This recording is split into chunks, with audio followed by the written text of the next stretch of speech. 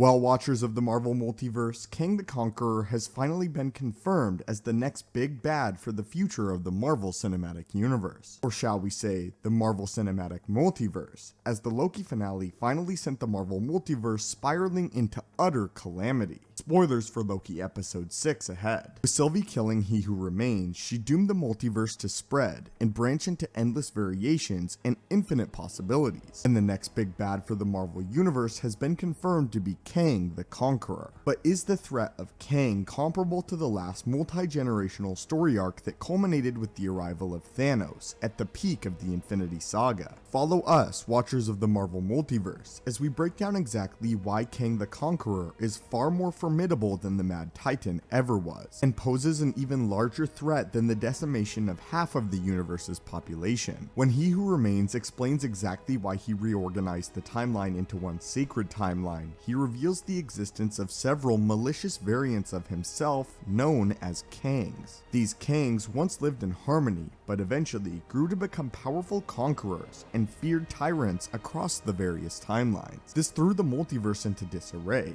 as the various Kangs from the various overlapping timelines battled each other for dominance and sought conquest over every timeline they could reach. So why is a time-traveling conqueror more formidable than an intergalactic tyrant who held the power of the universe in his hand? The biggest difference between Thanos and Kang is that Kang effectively cannot be killed. As the multiverse is sent into calamity, an endless number of Kangs arise from the infinite number of different timelines, each one unique, each one thirsty for conquest, and each one is only the latest in a long line of powerful tyrants ready to lay claim to the timeline. If one Kang from one timeline is killed, it is only a matter of time before another Kang from somewhere else in the multiverse traverses the various surrounding timelines and arrives at the doorstep of Earth's mightiest heroes. Kang is a plague who will eternally resurface, giving the Avengers no longer than a brief period of rest before another version of him emerges to conquer their timeline. And it's only a matter of time before the various iterations of this interdimensional tyrant wear down the Avengers to a point where one finally succeeds and is able to defeat them. The Avengers simply cannot fight off Kang forever, because inevitably, one of them will traverse the timeline with a strategy or idea that finally works to defeat the defenders of our time. Whether that is the first Kang, or the 10th, or the 100th to set their sights on our universe. Any victory against Kang is only temporary. At the least with Thanos, he was able to be killed in the opening minutes of Endgame, and then again at the end. But his goals always revolved around the Infinity Stones of his own universe. The only reason Thanos abandoned his original timeline in Avengers Endgame was because he followed the Avengers back to their home after they had returned to the past to collect the Infinity Stones. There will likely be infinite iterations of Thanos arising throughout the multiverse as of now, but the Mad Titan will only ever set his sights on his own timeline and his own universe. He will likely never voluntarily venture out of his own time and dimension in order to threaten the mainline MCU again.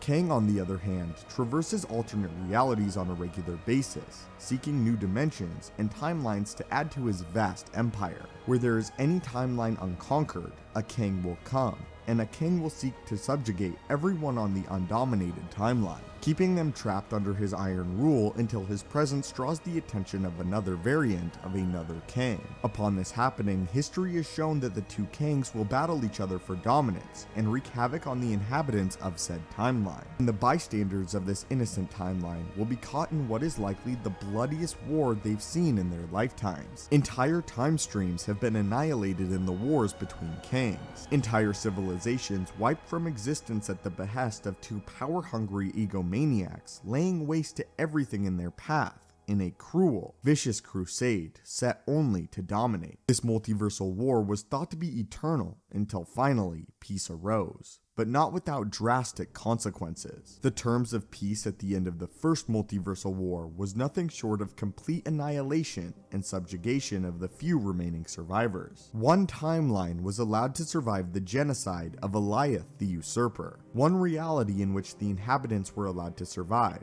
but at the cost of their free will and personal liberty. One reality trapped in a prison, devoid of choice or reason.